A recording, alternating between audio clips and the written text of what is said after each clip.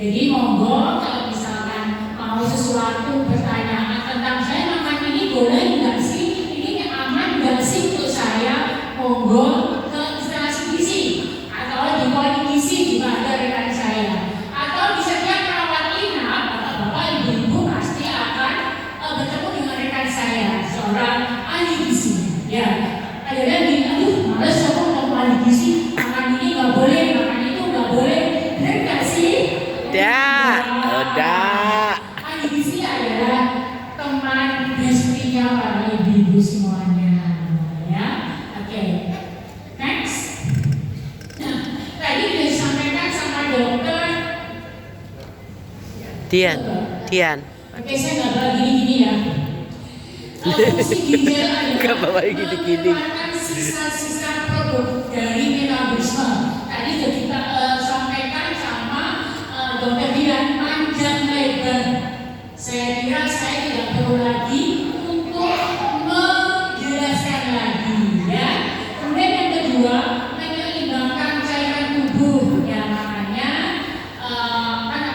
pada pasien-pasien dengan gangguan ginjal itu sering ada bengkak, gitu ya, karena yang bertugas untuk menyeimbangkan lagi sakit. Nah, supaya tidak sakit, supaya tidak ngambek, harus dijaga, gitu ya. Kemudian memproduksi sel darah merah, yaitu hormon eritropoietin yang memproduksi sel darah merah. Nah, itu biasanya kenapa pada pasien-pasien dengan gangguan ginjal itu mengalami HB-nya longsor, HB-nya rendah, ya, karena si pembuat sel darah merahnya lagi ngambek, gitu ya. Kemudian mengatur tekanan darah dan metabolisme vitamin D.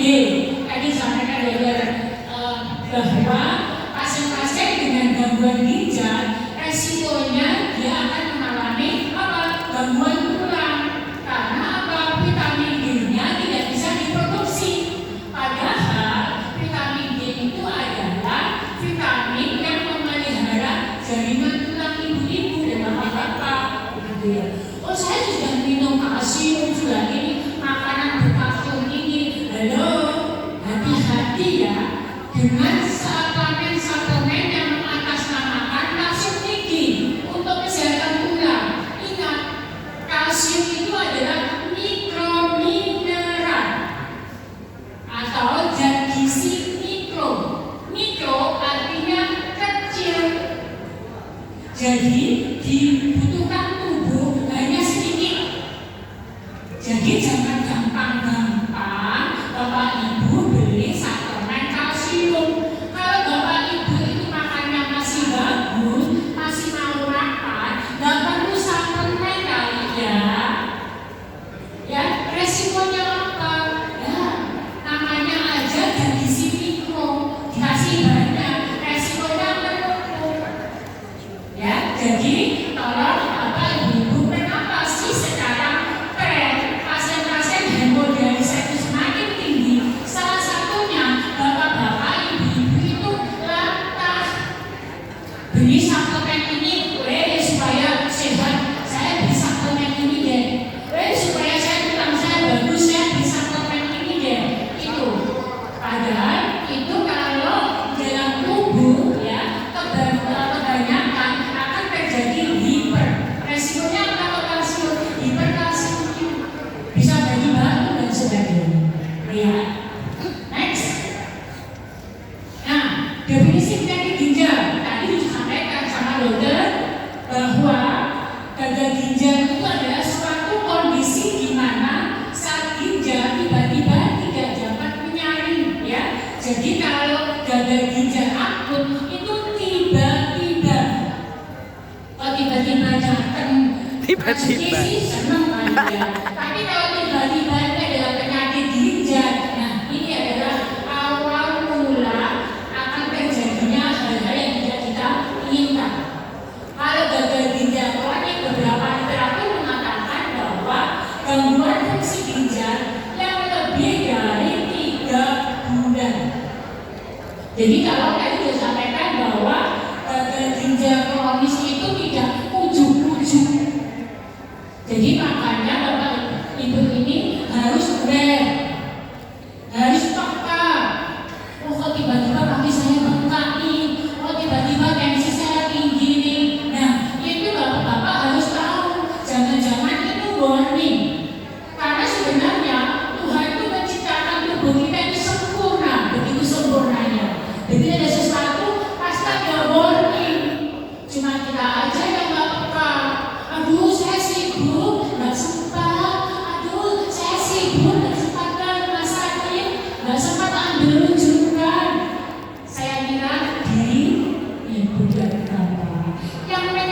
diri kita siapa? Kalau nggak kita Sendiri.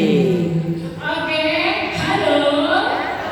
Hai. Aduh, yang sebelah sini kok angkat banget ya. Apa tuh suka sama saya? Apa ngantuk? Ngantuk kayaknya deh.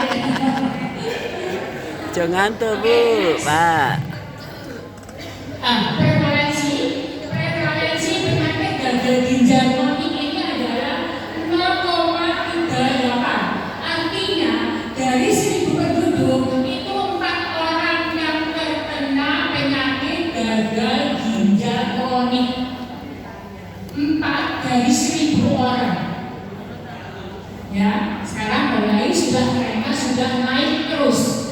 Next, nah ini lagi. Next, nah ini kemarin kita dihebohkan dengan gagal ginjal akut, gagal ginjal pada anak-anak.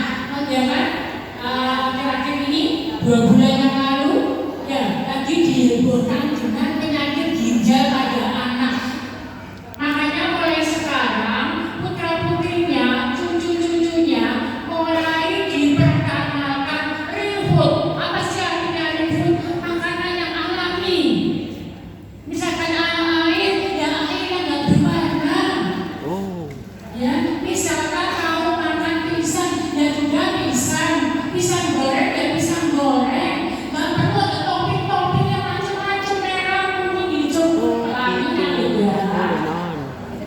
Asli. Apalagi saya tidak bisa Bu, asli Bu.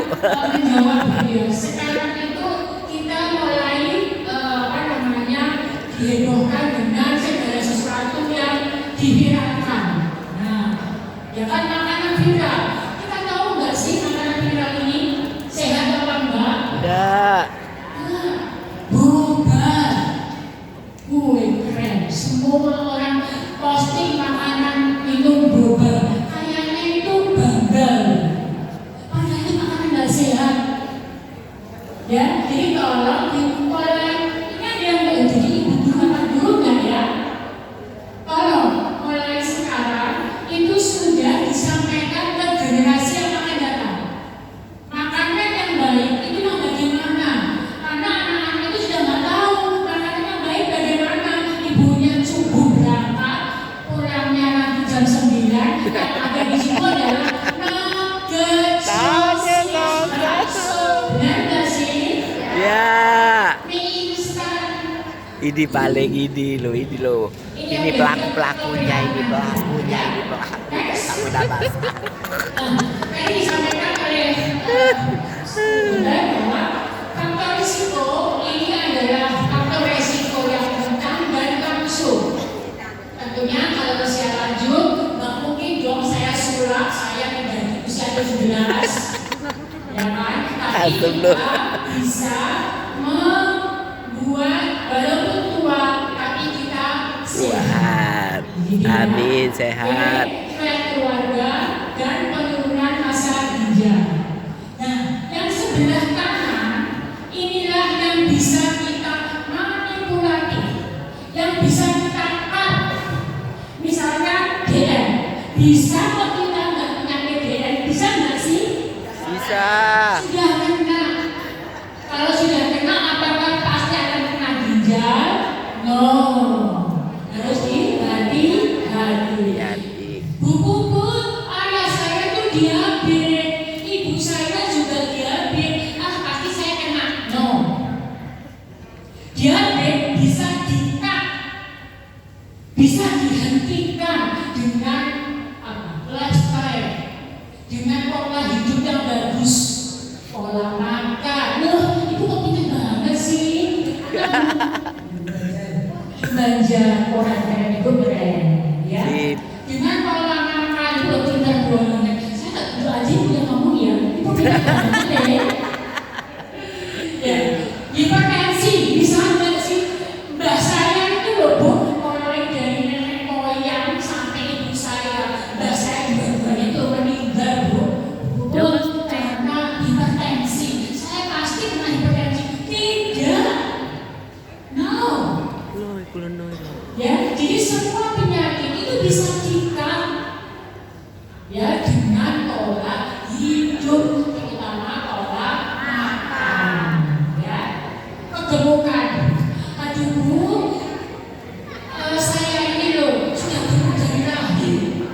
dari awal itu loh saya 3 kilo setengah. Astagfirullahaladzim.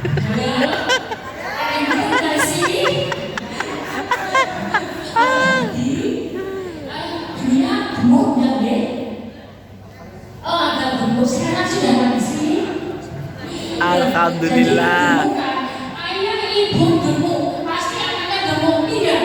Tetapi memang ayah ibu gemuk itu memang anaknya beresiko. Beresiko itu menurut penelitian. Yang pertama karena apa?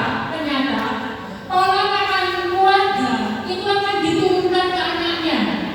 Bapak ibu yang makannya pasti anaknya akan niru. Benar nggak Bu? Ya.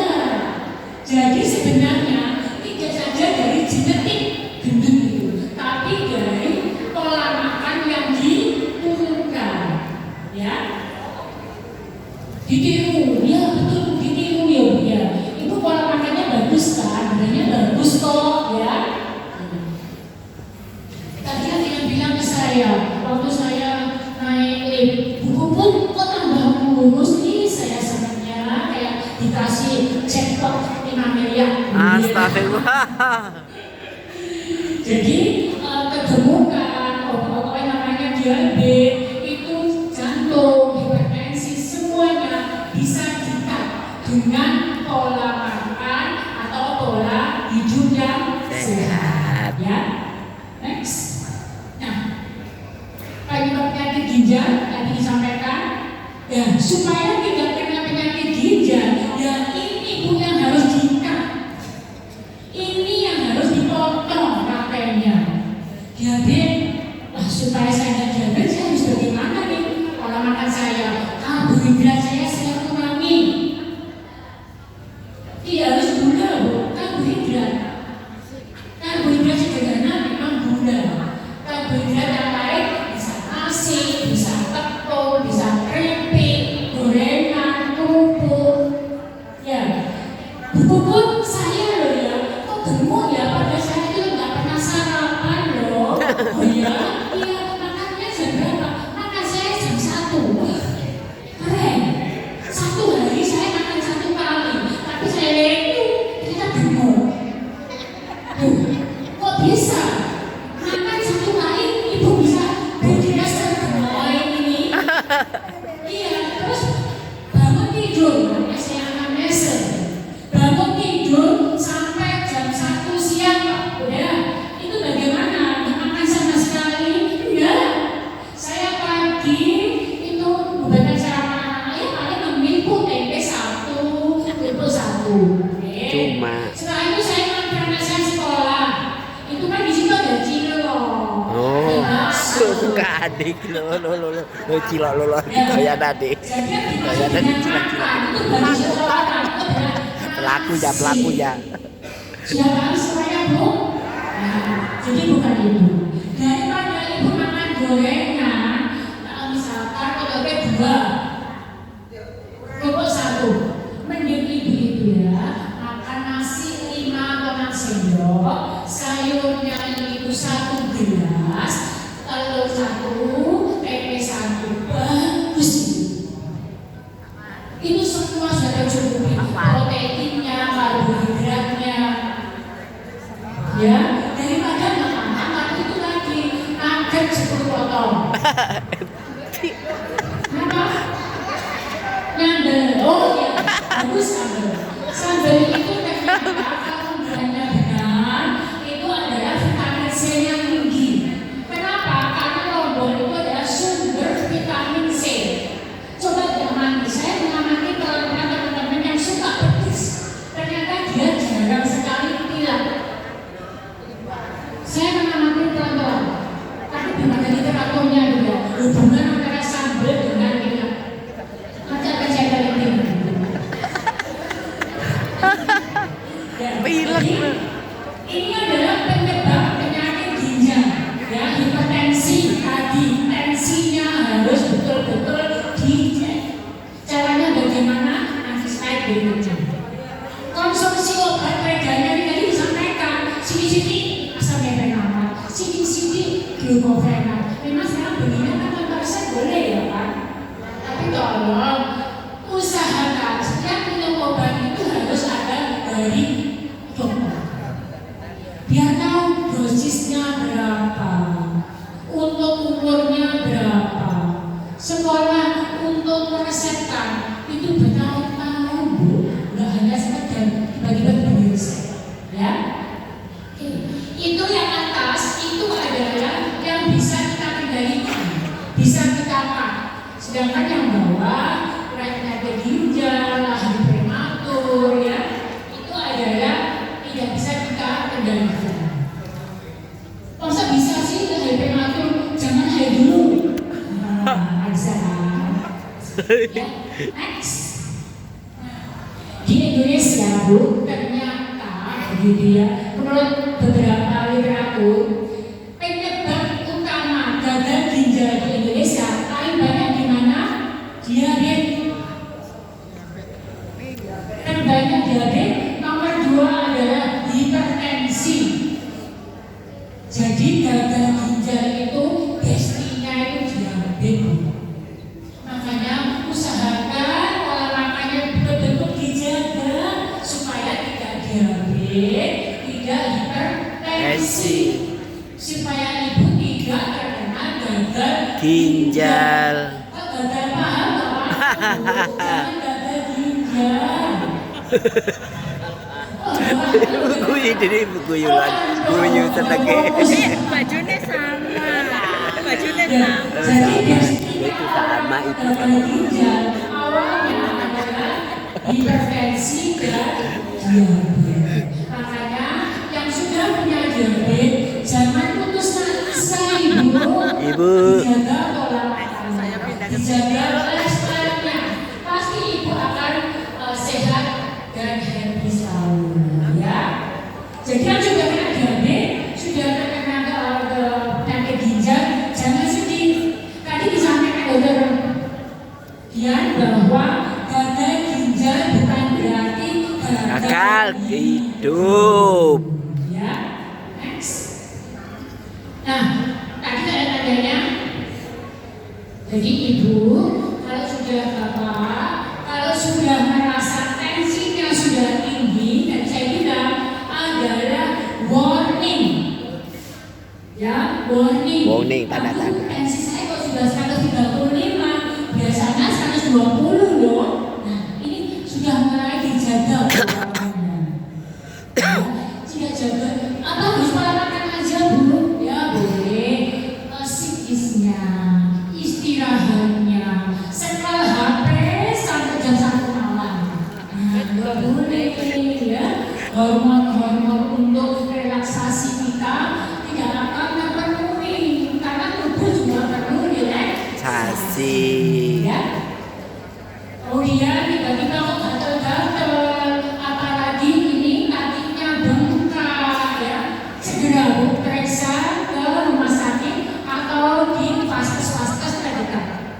Tadi saya bilang yang menyayangi tubuh kita adalah kita sendiri. Jadi kalau ada tanda-tanda seperti ini, tiba-tiba sakit kepala, gatel-gatel, apalagi kakinya bengkak, sudah segera periksa ke Puskesmas. Siap Ibu untuk periksa? Siap. Siap Ibu untuk periksa? Siap. Siap. Oke, next. Ini loh Bu, gambaran kalau ginjal kita itu ada gangguan. Yang pertama itu cantik Bu, ya kan? Kayak pipinya anak-anak gadis gitu kan. Kemudian ketika sudah gagal ginjal, nah ini dia sudah warna-warnanya sudah mulai berubah.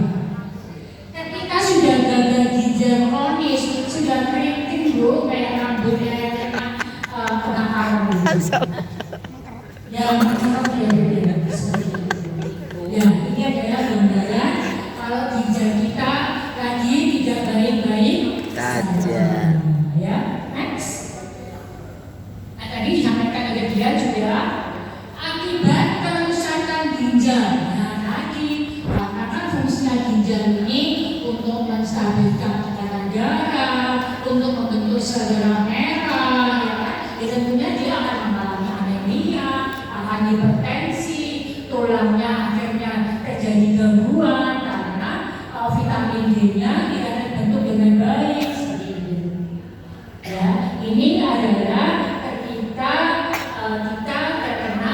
gangguan ginjal. Ya makanya aduh ini loh teman-teman, ini loh sudah diberikan makanan FE-nya tinggi tapi anemia itu sel darah merahnya, anemianya, dia kok nggak naik-naik ya.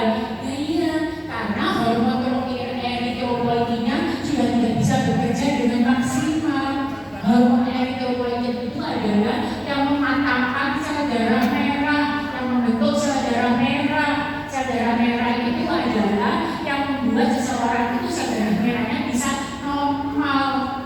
Kan seperti itu. Ya. Next. Nah, pencegahan. Nah, ini sekarang pencegahannya. Ibu-ibu kira-kira siap nggak ya melakukan pencegahan penyakit ginjal? Siap atau tidak? Siap. Coba saya ingin ya, terus siapa yang siap angkat tangan? Loh, kok dia nggak angkat tangan? Coba angkat tangan lagi. Siap. Oh. Loh, kok tidak ada angkat tangan? Kenapa? Sakitnya jatuh. Oh, karena tidak angkat tangan karena takut punya kelihatan. Oke, ya. Jadi saya yakin semua yang ada di sini akan semangat untuk melakukan pencegahan. Jahan. Yang pertama, melakukan aktivitas fisik yang teratur. Siapa yang biasa olahraga? Kalau ini mah sudah suhunya begitu ya. Ibu tiga ini suhunya begitu ya. Yang lainnya kompornya. Jadi olahraga tidak harus di lapangan. Olahraga tidak harus di sambar. Di rumah.